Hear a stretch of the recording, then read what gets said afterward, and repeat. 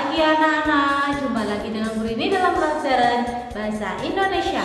Oke anak-anak, kemarin kita kan sudah selesai belajar tema 5 dan kalian juga sudah PH ya. Semoga hasilnya memuaskan. Nah, kali ini kita sudah masuk di tema 6. Tentang apa? Ya, tentang sumber energi. Nah, apa sih sumber energi itu dan apa saja yang termasuk ke dalam sumber energi? Oke, anak-anak, kita akan membahas ke materi ini, oke? Selamat menikmati pembelajaran kita kali ini. Sumber energi. Tenaga disebut juga energi. Energi adalah kemampuan untuk melakukan kerja atau usaha. Energi dihasilkan oleh sumber energi. Sumber energi tubuh kita berasal dari makanan. Jika energi di dalam tubuh habis, maka akan lemas. Selain makanan, di alam terdapat berbagai jenis sumber energi. Ada 4 sumber energi yang akan kita bahas hari ini. Yang pertama ada matahari, kedua angin, 3 air, 4 bahan bakar fosil. Matahari. Matahari merupakan sumber energi terbesar di bumi.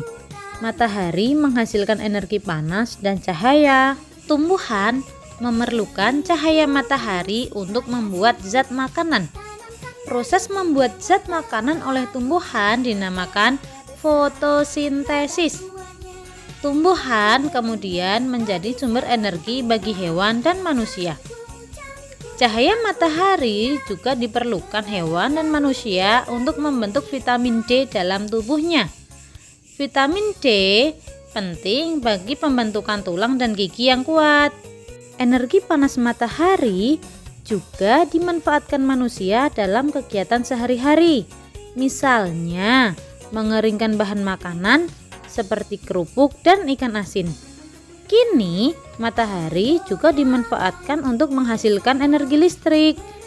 Energi cahaya matahari diubah menjadi listrik melalui panel surya.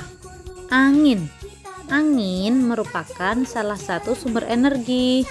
Angin dapat dimanfaatkan oleh manusia dalam berbagai hal.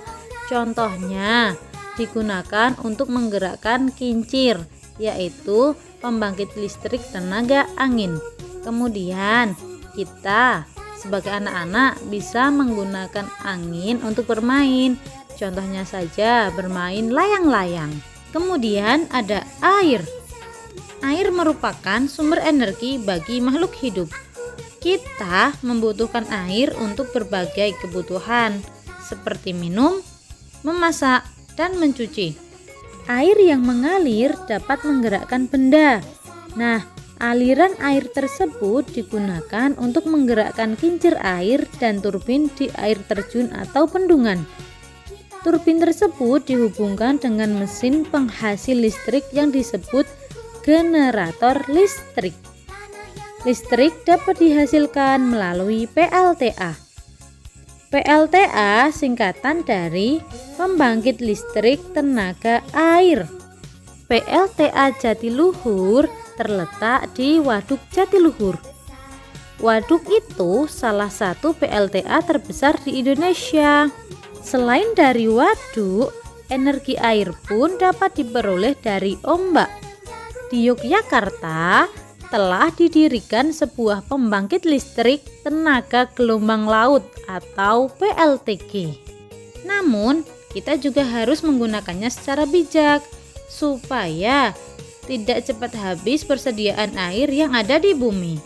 Sebagai manusia yang baik, kita harus bijaksana dalam mengelola air dengan cara menutup keran air yang sedang tidak digunakan. Kemudian, tidak mencemari sumber air. Contohnya saja, tidak membuang sampah sembarangan. Kemudian, tidak membuang limbah pabrik ke sungai.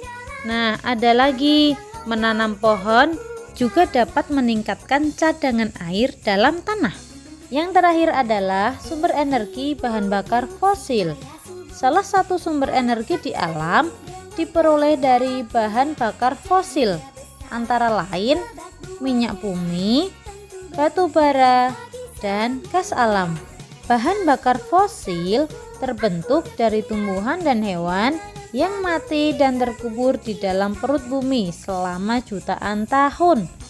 Salah satu jenis bahan bakar fosil yang banyak digunakan adalah minyak bumi. Minyak bumi diperoleh dengan membuat sumur bor. Minyak bumi kemudian diolah di kilang minyak.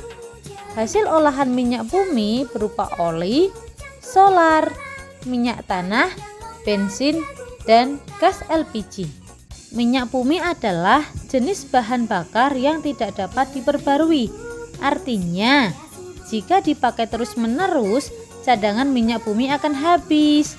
Jika sudah habis, dibutuhkan waktu hingga jutaan tahun untuk membentuknya kembali. Nah, seperti itu ya anak-anak pembelajaran kita kali ini tentang sumber energi. Semoga bermanfaat dan Bu Rini harap Bu Rini berpesan segera kerjakan tugasnya. Jangan sampai ditunda-tunda. Oke, Bu Rini berpesan jaga sholat 5 waktunya, tetap di rumah aja dan berbakti kepada orang tua. Oke. Cukup sekian dari Bu Rini. Kita sambung lagi ke pembelajaran selanjutnya. Bu Rini akhiri. Wassalamualaikum warahmatullahi wabarakatuh.